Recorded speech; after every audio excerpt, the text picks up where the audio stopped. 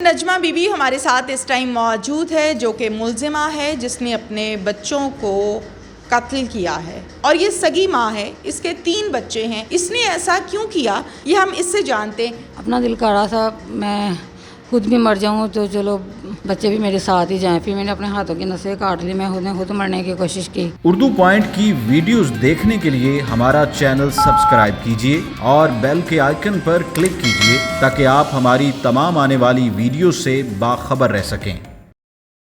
अस्सलामुअलैकुम नाज़रीन, उर्दू पॉइंट से मैं हूं आपकी मेज़बान तहमीना शेख। नाज़रीन, नजमा बीबी खातून जिसके 3 बच्चे हैं, अपने तीनों बच्चों का गला दबाकर उनको जान से मारना चाहती थी। जबकि इसी काविश में 2 बच्चे तो अल्लाह को प्यारे हो गए, लेकिन तीसरी बेटी बच गई। क्या मामला था? सगी माँ ने अपने बच्चे पीर के कहने पर क्यों बलि चढ़ाए, आपको दिखाते हैं। नाज़रीन, नजमा बीबी हमारे साथ इस टाइम मौजूद है, जो कि मुलजिमा है जिसने अपने बच्चों को कत्ल किया है। कितने बच्चे हैं तुम्हारे? 3 बच्चे हैं। ये शादी को कितना अरसा हुआ? 9-10 साल। 10 साल। ऊंची आवाज़ में बात करो। 10 साल। 10 साल हुए हैं। कैसी गुजर रही थी शादीशुदा ज़िंदगी? अजी ठीक थी वे।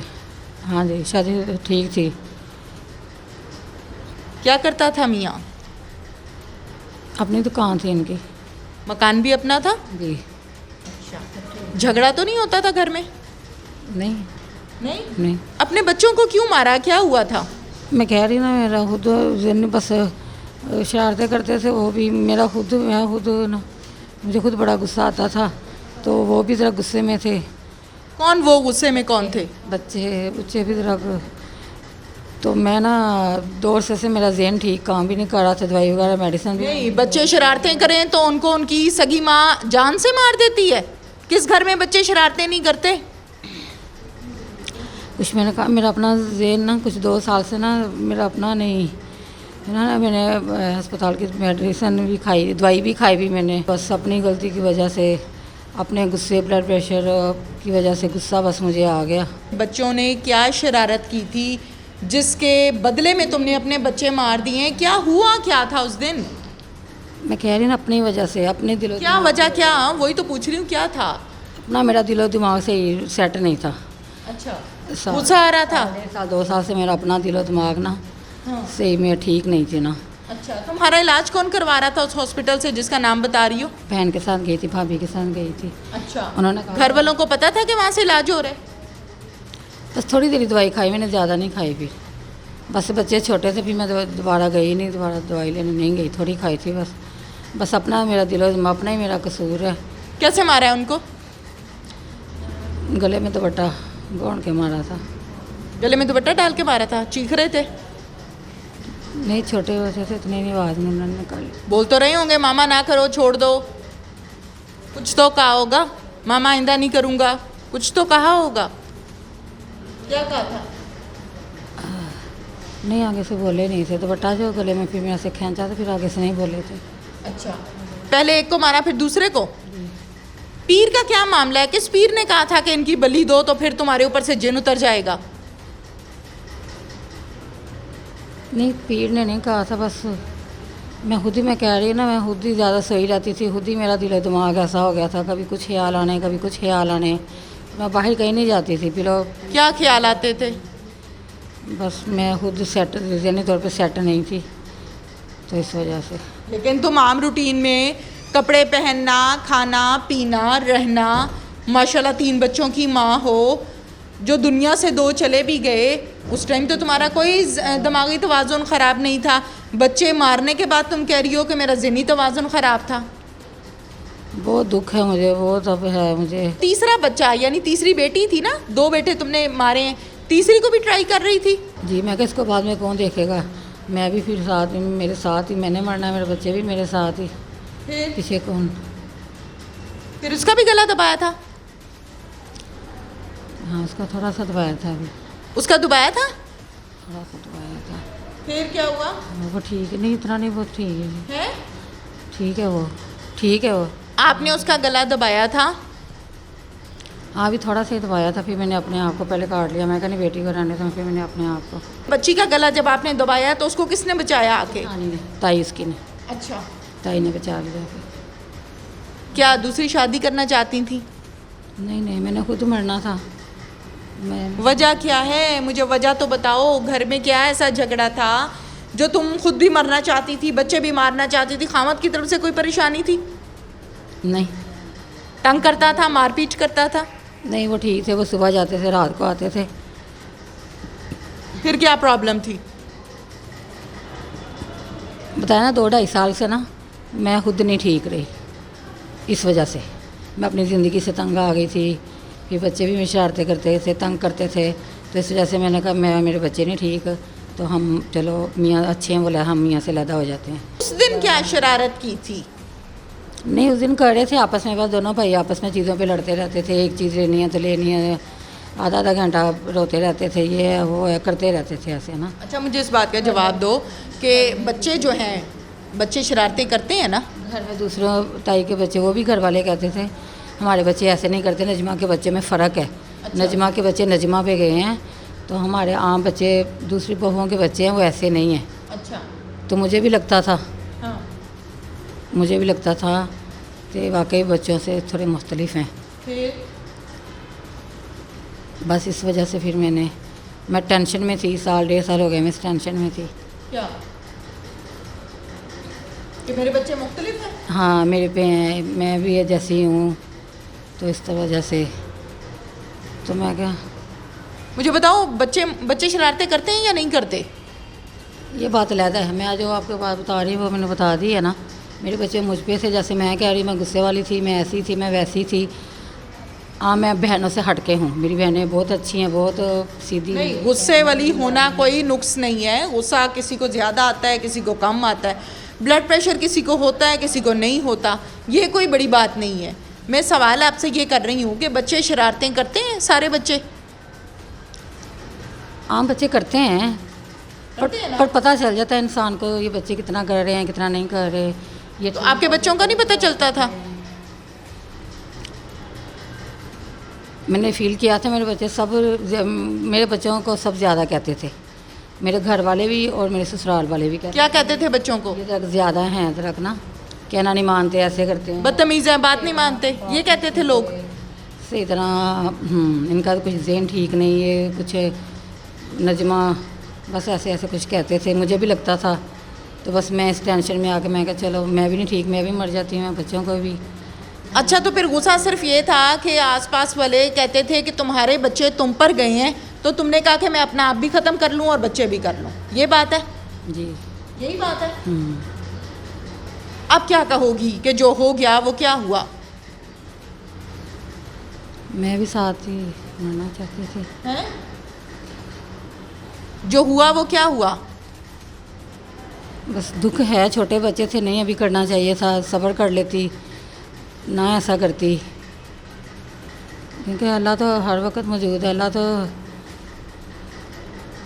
दुख है, नहीं ऐसा छोटे बच्चे थे, अभी नहीं करना चाहिए था, मैं सब्र कर लेती, मतलब अभी नहीं बाद में करना चाहिए था? करना ही नहीं चाहिए था। करना नहीं चाहिए था। बच्चे जाहिर है, छोटे बच्चे हैं, बड़े हों छोटे हों, बहुत दुख है। नाज़रीन, मुलज़िमा के सारे बयानात आपके सामने हैं। इसका ये कहना है कि बच्चों को मैंने ही मारा है, लेकिन मेरा दिमाग ऐसा है। सवाल यहाँ पर ये पैदा होता है कि 2 बच्चों को मार दिया, तीसरी बेटी जिसका गला दबाया हुआ था जिठानी ने आकर बचाया। आखिर ऐसी कौन सी शरारत बच्चों ने कर ली थी कि उनकी सगी माँ ने उन्हीं की जान ले ली? इस केस के हवाले से ज़ुहैब नसरुल्लाह रांझा साहब, जो कि SP इन्वेस्टिगेशन है, हमारे साथ मौजूद हैं, उनसे बात करते हैं। अस्सलाम वालेकुम। जी वालेकुम सलाम। ज़ुहैब साहब, नजमा बीबी का केस आपके पास रिपोर्ट कब हुआ? जी, ये बड़ा बदकिस्मत दिन था। लाहौर में 10 तारीख को अप्रैल के महीने में एक रिपोर्ट होती है कि 2 बच्चों का कत्ल कर दिया गया है और एक बच्ची का गला दबाया गया है। तो इसमें सबसे पहला तो ये बात हमारे लिए बड़ी कासर थी समझना कि आखिर कातिल वालदा हैं। तो ये हमें ये 10 तारीख को रिपोर्ट हुआ, 10 अप्रैल को। 10 तारीख को रिपोर्ट होता है, फिर उसके बाद आगे जो आपका प्रोसीजर है वो ज़रा बयान कीजिएगा, क्योंकि जहाँ पर हम ये ख़बर पढ़ते हैं या सुनते हैं नाजरीन भी कि सगी माँ ने अपने ही बच्चों का गला दबा दिया, तो यकीन नहीं आता। माजरा क्या है? जैसे कि आपने खुद ही कहा कि ये यकीन नहीं आता, इसलिए तफ्तीश करना भी उतना ही अफसोसनाक और मुश्किल थी। जब हमने देखा वाक़े को, हमने समझा तो वहाँ पे ऑलरेडी जो बच्चों के वालिद थे वो भी मौजूद थे, उनके चाचा भी मौजूद थे, उनकी चाची भी मौजूद थी, और घर में रूटीन में जिस तरह से डोमेस्टिक अफेयर्स चलते हैं उसी तरह चलता है। तो लिहाजा ये दिन ऐसा क्यों अनयूजुअल हो गया और डिफरेंट हो गया, यही इन्वेस्टिगेशन के लिए ज़रूरी था।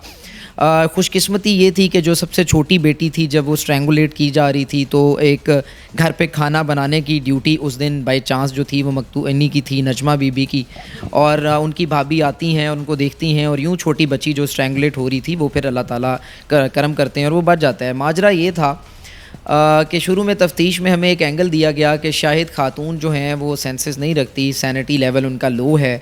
इसको वेरीफाई करने के लिए हमने हस्बैंड की स्टेटमेंट ली। इसको वेरीफाई करने के लिए हमने थोड़ा बिहेवियरल एनालिसिस और सब्जेक्टिव एनालिसिस खातून नजमा का किया। और तीसरी चीज़, हमने महल्ला वकू जो है पूरे महल्ले के लोगों को स्टडी किया कि आखिर कोई ऐसे मामला थे, कोई प्रॉब्लम थे, और इतनी एबनॉर्मेलिटी के बच्चों की मौत तक मामला पहुंच गया, तो क्या ये सैनिटी लेवल आज ही होना था? क्या 10 साल पहले जब बच्चे पैदा किए गए तो वो उस वक्त क्यों ना हुआ? तो बिलाल और तरा जो चूँकि 10 और 8 साल के थे तो शादी यकीनी तौर पे इन्हीं सालों की डेट्स में हुई होगी। तो आखिर अब क्यों ये इशू हुआ? अब 2 रीज़न्स हो सकते हैं। एक पावर्टी का रीज़न हो सकता है, लेकिन पावर्टी अभी तो नहीं एग्जिस्ट कर रही होगी, वो तो पहले से हो रही होगी। दूसरे नंबर पे बाप का माँ का आपस में ताल्लुक़ ठीक नहीं होगा, तो वो होगा तो आखिर बच्चों को क्यों मारना होगा? तीसरा ये हो सकता है कि क्या खातून ख़ुद जो हैं उनका कोई और इंटेंशन तो नहीं थी। तो हमने इन तीनों एंगल्स को देखना शुरू किया, और फिर उसके बाद हम जब उसका फोरेंसिक करते हैं, मोबाइल फ़ोन्स का, हस्बैंड का, वाइफ का, नजमा का, आगे से, तो कुछ फ़िज़िकल रिमांड में हमारे सामने मेन इंकशाफ आता है। वो ये आता है कि 6 महीने पहले हस्बैंड ने ख्वाहिश का इजहार किया नजमा बीबी से कि मैं किसी और से शादी करना चाहता हूँ।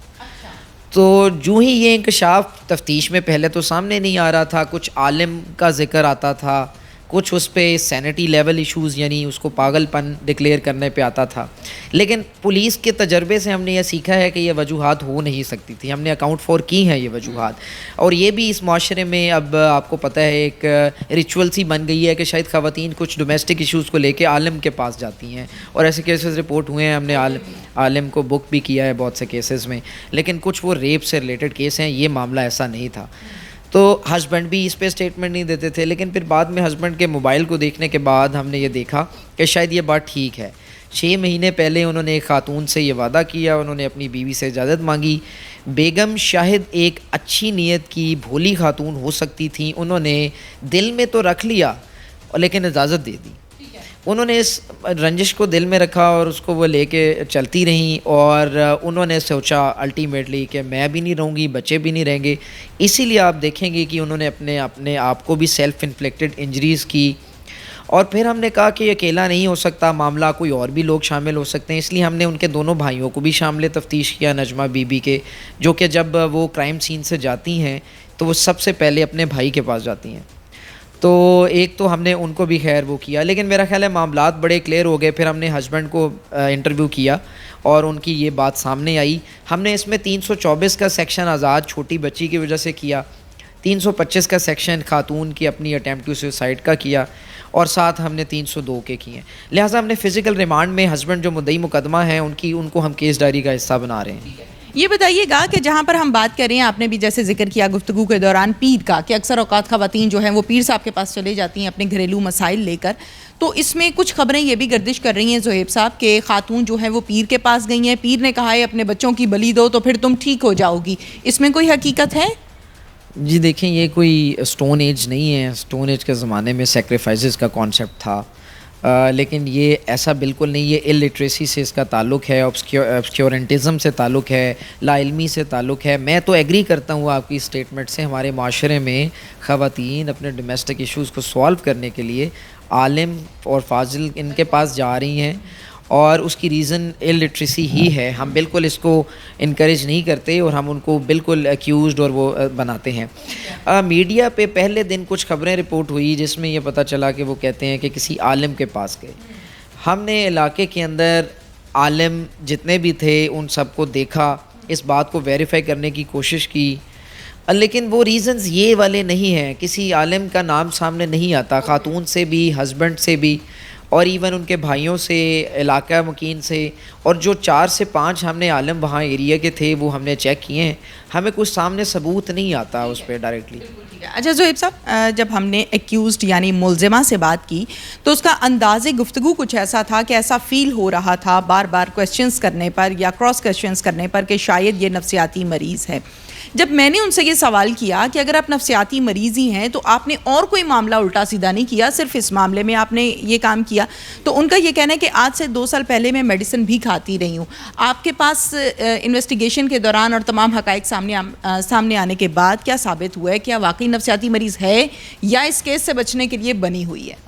हाँ जी, ये सबसे पहला सवाल ही ये था कि क्या कोई नफ्सियाती इशू है। तो वो नफ्सियाती इशू जो है वो फिर 14-10 साल पहले क्यों नहीं हुआ, 8 साल पहले क्यों नहीं हुआ, 1 हफ़्ता पहले क्यों नहीं हुआ, अभी ही क्यों हुआ है। और मैं आपको ये भी बताऊं, जब हमने ये स्टडी किया कि घर में उनका बिहेवियर क्या था, तो वो कहते थे कि भाभी एक दिन खाना बनाती हैं, एक दिन ये खाना बनाती हैं, दोनों की ड्यूटीज़ हैं, बच्चों को पालने में, परवरिश करने में कोई इशू नहीं था। यानी इससे ये ज़ाहिर होता है कि उनकी जो रूटीन के फेयर्स थे वो सारे नॉर्मल थे, कोई सैनिटी इशू या पागलपन या नफ्सियाती इशू नहीं है। डिप्रेशन की मरीज़ा मैंने आपको पहले ही जवाब इसमें दे चुका हूँ कि जब से हस्बैंड ने अपनी एक बात उनके सामने की है, यकीनी तौर पे वो खातून ने उनको इजाज़त दिल से तो नहीं दी और उस रंजिश को अपने अंदर रखा, शायद इसीलिए जेन्युइनली वो डिप्रेशन के मरीज़ हो सकती हैं। लेकिन मेरा ख्याल है यहाँ एक और एलिमेंट हमें देखना होगा, माहिर नफ्सियात और जितने मुआशी अपना इसमें जितने भी आपके मुआशरे के स्कॉलर्स हैं, इनका रोल हमारे मुल्क में अभी तक सामने नहीं आया। मैं समझता हूँ कि हमारा मुल्क शायद अब इस लेवल पे आ गया हुआ है जब हमें कुछ ना कुछ ये हमें एड ऑफ माहिर नफ्सियात, एड ऑफ मुआशरे के जितने भी पढ़े लिखे स्कॉलर्स हैं, साइकियाट्रिस्ट हैं, हमें उस तरफ भी राग़ब होना पड़ेगा। डिप्रेशन अब एक कांस्टेंट फैक्टर बन गया है सोसाइटी में। थैंक यू सो मच जी, बहुत शुक्रिया। इसके साथ ही नाज़रीन, अपनी मेज़बान तहमीना शेख को इजाज़त दीजिए। अल्लाह हाफ़िज़।